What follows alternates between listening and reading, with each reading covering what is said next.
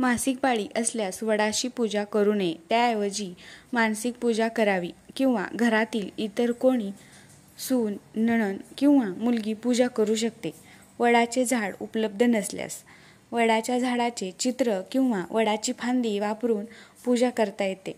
हे व्रत सामान्यतः 3 दिवसांचे असते, पण शक्य नसल्यास केवळ पौर्णिमेच्या दिवशी उपवास करून पूजा केली तरी चालते.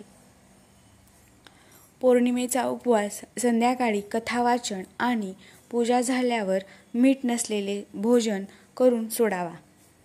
वटपौर्णिमा हे व्रत सौभाग्यवती स्त्रिया पतीच्या दीर्घायुष्यासाठी आणि उत्तम आरोग्यासाठी करतात. सावित्रीने आपल्या पती सत्यवानाचे प्राण यमदेवाकडून कसे परत मिळवले याची आठवण म्हणून वडाची पूजा केली जाते.